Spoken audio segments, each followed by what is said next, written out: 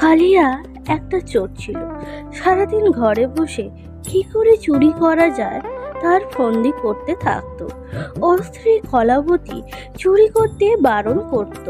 তোমাকে কতবার বোঝানোর চেষ্টা করেছি চুরি করো না। কখনো ভেবেছো চুরি করতে গিয়ে ধরা যদি পড়ে যাও তখন কি হবে আমার?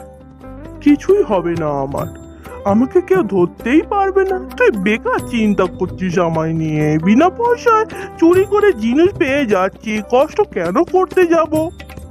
এই বলে কালিয়া ঘর থেকে বেরিয়ে যায়। চুরি কোথায় করবে তা সন্ধান করতে থাকে। একটা মালিকের বাড়ি যায়। খোঁজাখুঁজি করার পর সে দূরে একটা ঘরে আলমারি দেখতে পায়।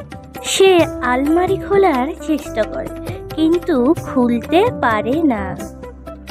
আলমারি খুলতে না পেরে চলে যাচ্ছিল, তখনই তার সামনে তামার ঘটি দেখতে পায়।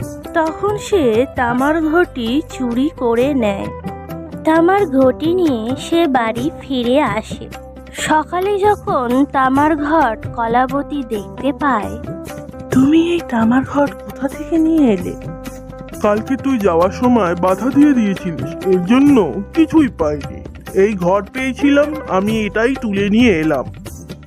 এই ঘটিতে ওম নমঃ শিবায় লেখা আছে। মনে হয় যার এই ঘটি সে এই ঘটি করে বাবা ভোলেনাথের উপর জল ঢালে। আমার কথা শোনো, যেখান থেকে নিয়ে এসেছো সেখানেই রেখে এসো। তোর কি মাথা খারাপ হয়ে গেছে? আমি এই ঘটি কখনো যাব না রাখতে। এই ঘটি রাখতে গেলে আমায় ধরে নেবে। ওই মালিক এই ঘটি এতক্ষণে খুঁজছে।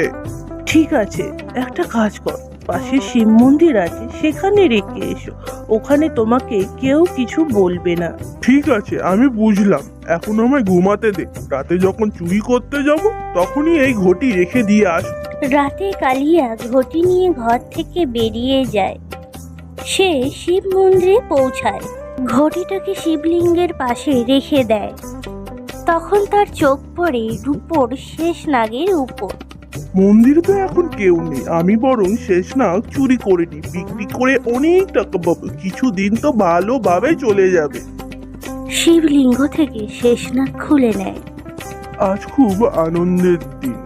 এই ঘটি ফেরত দিতে না এলে এই সুযোগ আর আসতো না। কিন্তু কলাবতীকে আমি কি বলবো?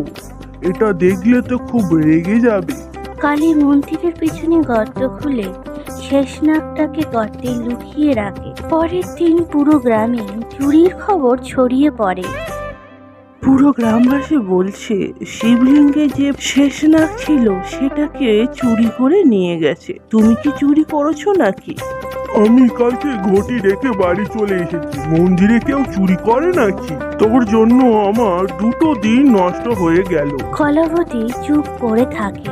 কালিয়া মন্দিরের পিছন দিকে যায়। ওখানে দুটো লোক দাঁড়িয়ে দুজনে কথা বলতে থাকে। আরে এরা কোথা থেকে এলো? এখন আমি শেষনাগ কি করে বের করব? মনে হয় রাতে এসে বের করতে হবে। কালিয়া রাতে ফিরে আসে। গর্ত খুঁড়ে শেষনাগ দেখতে পায় না। খুঁজতে খুঁজতে মন্দিরের মধ্যে যায়। কালিয়া দেখে আরে এটা কি করে এলো? কালিয়া শেষনাগ শিবলিঙ্গ থেকে খুলতে আরম্ভ করে। তখনই শিবলিঙ্গ থেকে আওয়াজ আসে, এই শেষনাগ আমার। তুমি কে? এটা আমার। গতকাল আমি বাইরে লুকিয়ে রেখেছিলাম, জানি না কে এটা এখানে এনেছে। তখনই বাবা ভোলেনাথ আবির্ভাব হন।